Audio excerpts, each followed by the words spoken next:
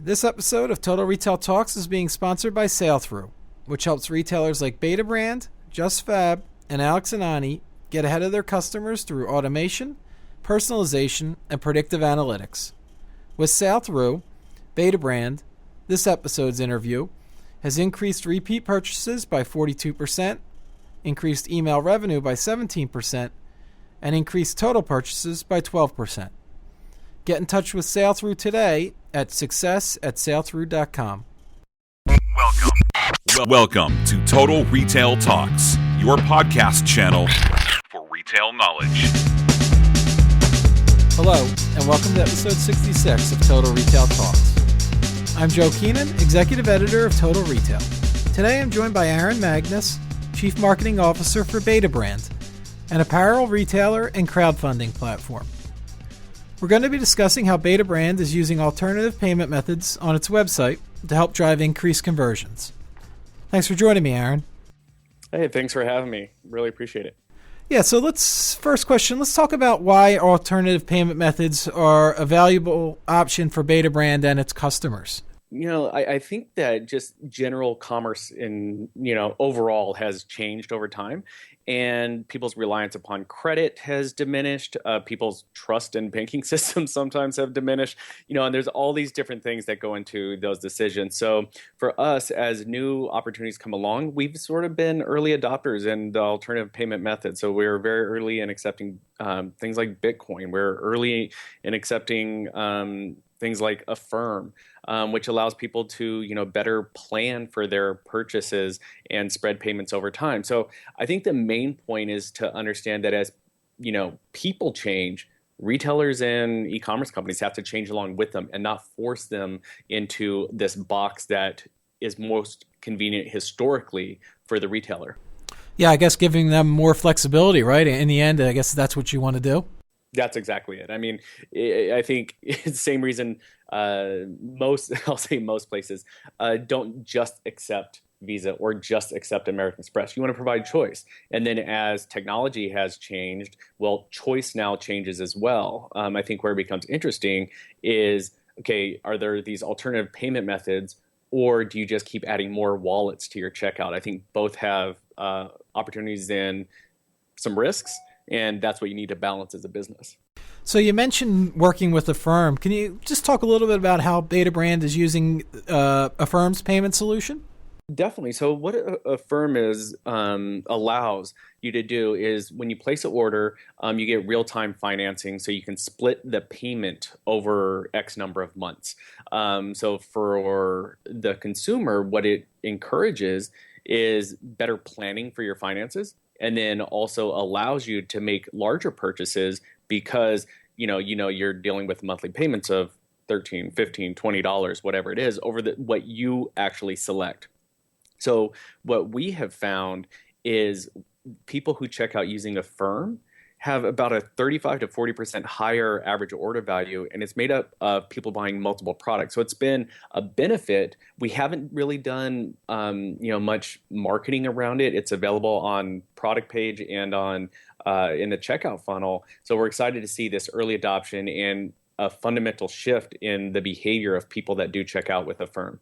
Yeah, and you answered kind of a follow-up that I have around what kind of purchases are you seeing being made with Affirm. Maybe a good context for our audience is talk a little bit about the product. Is it a higher price point product, or how do you see this being a good solution for Betabrand's customers?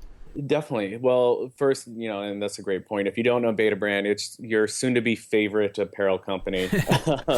And what we try to provide very unique product offerings, so fashion with a function. So with us, you won't really find a basic pair of jeans. There's something interesting about the fabric. There's something interesting about, the construction. There's something interesting about the use case. Same with all of our shirts, jackets, hoodies, things like that. So with that, there's higher craftsmanship that goes into the products being made, and with that comes higher costs. So we do, we're not at all trying to pretend that we're Louis Vuitton or anything, but when you have fashion with a function is sort of how we think about things, you can't get rock bottom prices. So our just to be transparent, our average checkout is about $110, and people who check out with Affirm tend to check out around a little over about $155.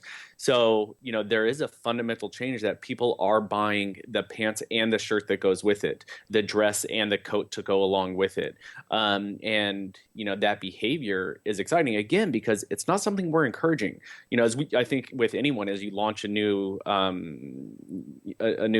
update or new release on your site, you don't you don't scream from the mountaintops, tell everyone about it. You first see what natural reaction is. And so we've definitely been excited about how people are taking advantage of the opportunity. Yeah, it's a good segue. So when did you roll this out, this option with Affirm on the checkout page, and what kind of initial feedback have you gotten from your customers?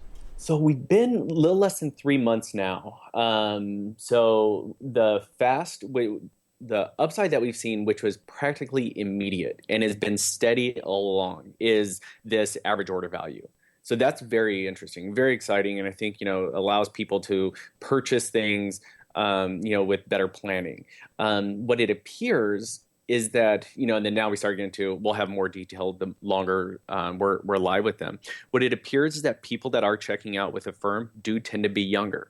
And that makes sense, as millennials often, don't rely on credit cards the same as, other generations.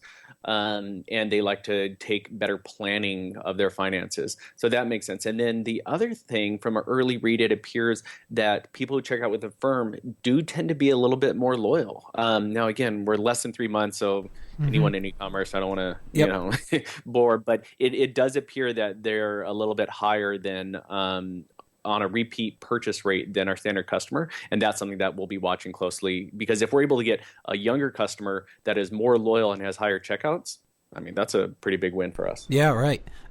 So you kind of answered part of my next question around business benefits, and you talked a little bit about AOV and how that's really seen an uptick since you started working with this new payment method in Affirm.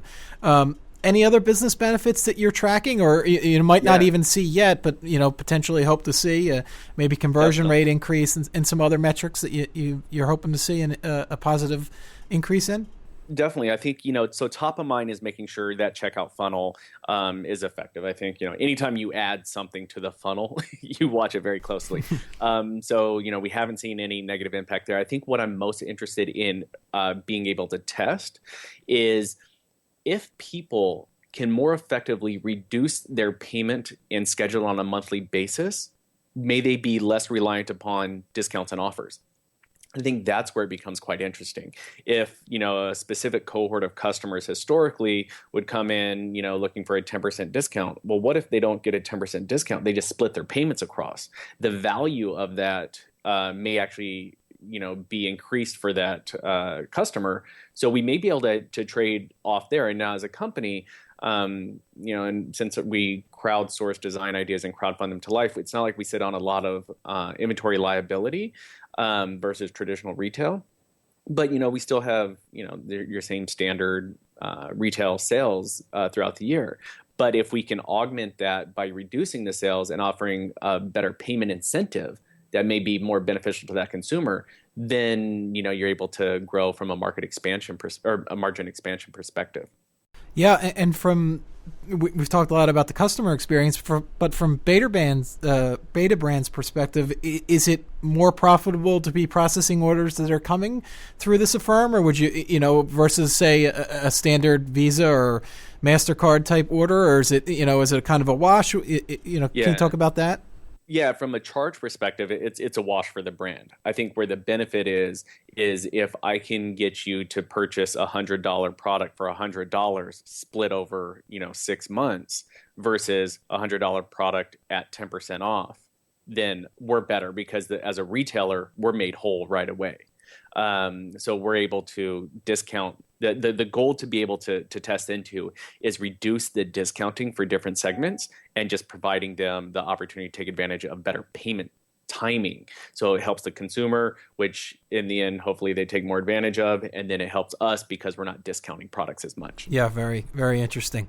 And then my final question, Aaron, is just, since you've been working with Affirm and just your experience, what advice would you have for other retailers that may be looking to implement APMs on their site and both desktop, mobile? Any thoughts on what you would say to other retailers? Definitely. I think, the main takeaway is sort of how I started is, the retail industry is changing like it or not.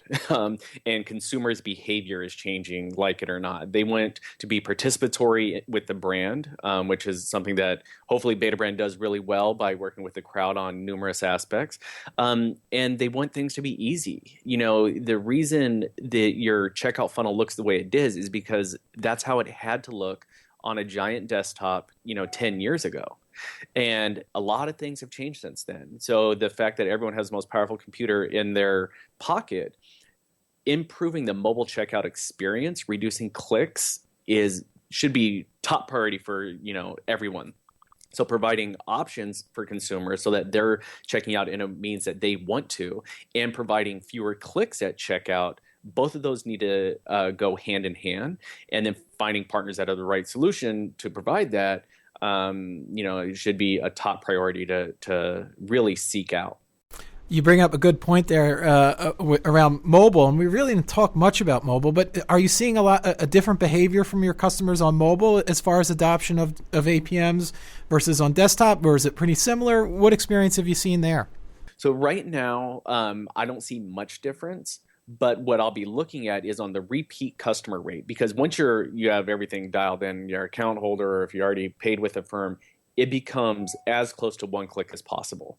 So that's where we will be looking out, particularly in mobile. I think these days close to 70% of our emails are read via mobile, which drive a healthy, as you can imagine, portion of our business. So if I can click from phone into checkout and actually, reduce my clicks from 14 down to 2, that becomes pretty enticing. And with all your payment information that goes along through it, full transparency and what your payment's going to be, all those pieces hopefully should improve that customer experience, make them more loyal, and then help the business. Yeah. Well, some really great stuff there. I want to take this opportunity to thank Aaron Magness of Betabrand for his time. Please check out our podcast channel page, mytotalretail.com/podcasts for show notes. Total Retail Talks is available on iTunes and Stitcher, but make sure to subscribe on our podcast channel page as well. Lastly, please follow us on Twitter at mytotalretail or on Facebook at facebook.com/mytotalretail. Thanks, and I look forward to you joining us on the next episode of Total Retail Talks. This episode has been brought to you by Sailthrough. Find out more about how Sailthrough helps retailers like Betabrand, JustFab, and Alex and Ani increase email revenue, website conversion, and customer lifetime value at sailthrough.com.